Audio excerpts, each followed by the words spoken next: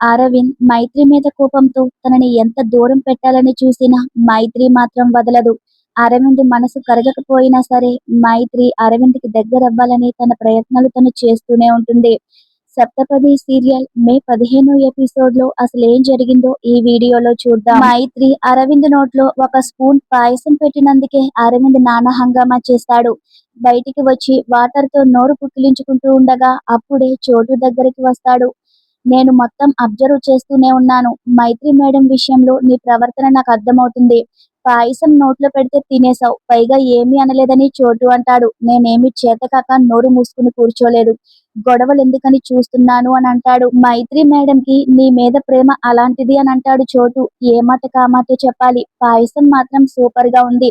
ఒక స్పూన్ తిని ఎలా వదిలేసావు? నాకు ఈ కప్పు నిండా తింటున్నా సరిపోవడం లేదని చోటు అంటాడు. ఇక చోటుని అరవింద్ తిట్టి పంపించేస్తాడు. మరోవైపు మైత్రి పాల గ్లాస్ తీసుకెళ్తూ ఉంటే పారిజాతం ఎదురయ్యి చూసి షాక్ అవుతుంది. మైత్రి అరవింద్ గదిలోకి వెళ్ళగానే అరవింద్ బయటికి వెళ్ళిపోబోతూ ఉంటాడు. ఇక అరవింద్‌ని తోసేస్తుంది మైత్రి.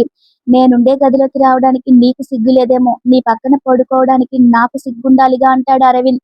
అయినా ఎందుకు పారిపోతున్నావు? ఇక్కడే పడుకో అని మైత్రి అంటుంది. నీకో మాట చెప్తాను, నీకు కోపం రాకపోతే నీకు నిగ్రహం ఉన్నట్లు, కోపం వస్తే లేనట్లు అంటుంది.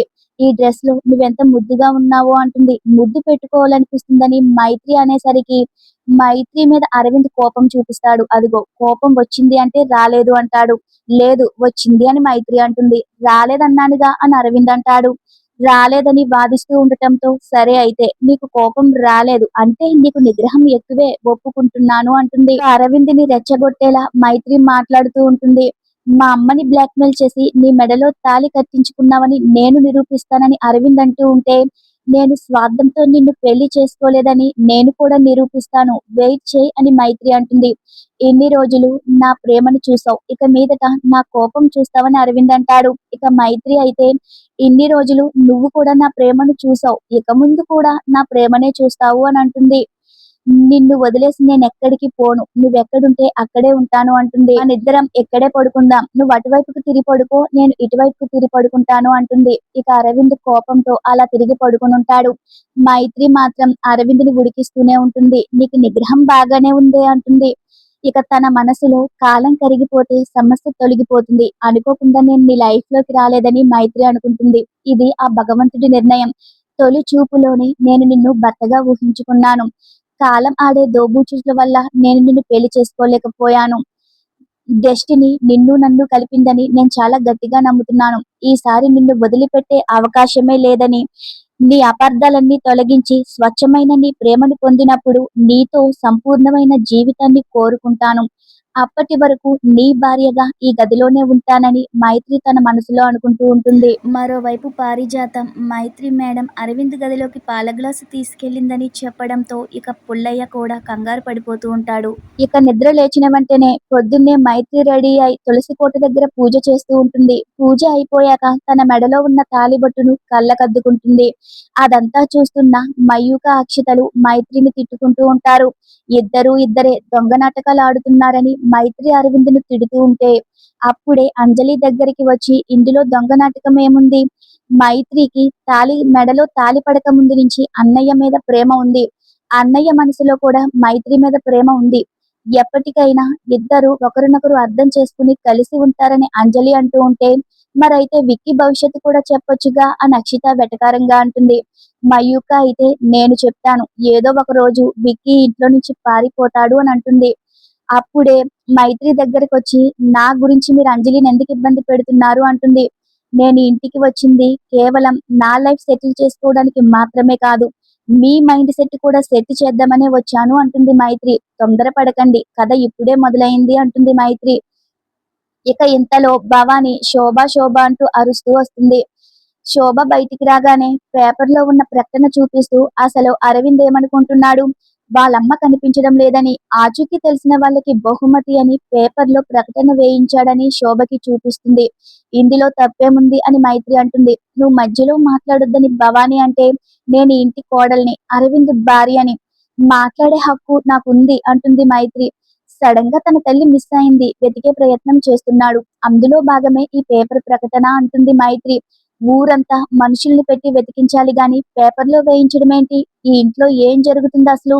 దేశమంతా తెలిసేలా మనం ఇలా చేస్తే మన పరువేమవుతుంది అని భవాని గొడవ గొడవ చేస్తుంది. ఇక అప్పుడే అరవింద్ ఎంట్రీ ఇస్తాడు. మొదటి భార్య బ్రతికుండగానే ఆమె అనుమతి లేకుండా ఆ పెద్ద మనిషి రెండో పెళ్లి చేసుకున్నప్పుడు ఈ ఇంటి పరువు ఏమైంది అని అంటాడు.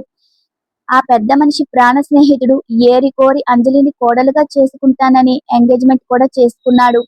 తీరా ఇంటి పరిస్థితి చూసి పెళ్లి క్యాన్సిల్ చేశాడు. అప్పుడేమైంది ఇంటి పరువు? ఉందా పోయిందా అని అంటాడు. తన దగ్గర పెరుగుతున్న నా సొంత చెల్లెలెవరో చెప్పకుండా నిజాన్ని దాచిపెట్టి ఆ పెద్ద మనిషి, ఆయన రెండో భార్య నన్ను మోసం చేస్తున్నారు. అప్పుడేమైంది ఇంటి పరువు అంటాడు. అప్పుడు లేవని నోర్లు ఇప్పుడెందుకు లేస్తున్నాయి? మా అమ్మ కనబడకుండా పోయినందుకు మీ ఎవరి మొహాల్లోనూ కొద్దిగా కూడా బాధ కనిపించడం లేదు. మా అమ్మ కంటే మీకు ఈ ఇంటి పరువు ఎక్కువయిందా అంటాడు. ఎందుకిలా పేపర్‌లో ప్రకటన చూసి అరుస్తున్నారు అంటాడు. అందరూ వినండి. మా అమ్మ జాడ తెలిసే వరకు నా ప్రయత్నాలు నేను చేస్తూనే ఉంటాను. నచ్చని వాళ్ళు ఇంట్లో నుంచి వెళ్ళిపోవచ్చు అంటాడు. మా అమ్మ తిరిగొచ్చే వరకు, నా చెల్లెవరో తెలిసే వరకు నేను మాత్రం ఈ ఇల్లు వదిలి వెళ్ళే ప్రసక్తే లేదంటాడు. ఇక వెంటనే మైత్రి అందుకుని ఇది బావ మాటే కాదు, నా మాట కూడా అంటుంది. నువ్వు చెప్పు కంటిన్యూ చెయ్ అనగానే ఇంతలో అరవింద్‌కి ఫోనొస్తుంది. అరవింద్ ఫోన్ కోసం తడుముకుంటూ ఉంటే మైత్రి నీ వెనక జేబులో ఉంది. ఫోన్ తీసి లిఫ్ట్ చేసి స్పీకర్ ఆన్ చేసి మైత్రి మాట్లాడుతుంది. ఎవరు అని అడిగితే ఎస్ఐ అంటాడు. ఒక్క నిమిషం అని చెప్పి అరవింద్‌కి ఆ ఫోన్ ఇస్తుంది. మీరు సుశీల గారి గురించి వెతకమన్నారు. అన్ని చోట్ల వెతుకుతున్నాం. టెన్షన్ పడొద్దని మీ ఆవిడకి చెప్పండి అని ఎస్ఐ అంటాడు. ఫోన్ మాత్రం స్పీకర్‌లో ఉండటంతో అన్ని గుళ్ళల్లోనూ, రైల్వే స్టేషన్‌లోనూ వెతకండి. ఖర్చు గురించి ఆలోచించకండి. మా అత్తయ్య దొరకడం మా బావకి ముఖ్యం.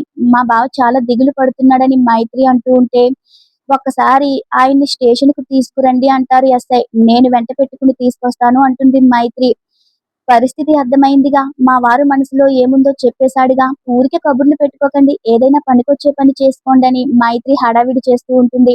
ఏమీ తోచకపోతే అందరూ తలో పక్కకి వెళ్లి సుశీల అత్తయ్య గురించి వెతకండి అని మయూక, అక్షిత, భవానీలకు క్లాస్ పీకుతూ ఉంటుంది. ఇక మైత్రి మళ్ళీ తన మెడలో ఉన్న తాళిబొట్టు కళ్ళకద్దుకుంటూ ఉంటుంది. అదంతా చూస్తున్న అరవింద్‌కి మైండ్ పనిచేయదు. మైత్రి ఓవర్ యాక్షన్ చూడలేక, చుట్టూ ఉన్న వాళ్ళ జనం ముందు మైత్రిని అవమానించలేక మౌనంగా అక్కడి నుంచి వెళ్ళిపోతాడు. అరవింద్ మనసు గెలుచుకోవడానికి మైత్రి చేస్తున్న ప్రయత్నం సక్సెస్ అవుతుందా? నాకు కామెంట్ సెక్షన్‌లో తెలియజేయండి.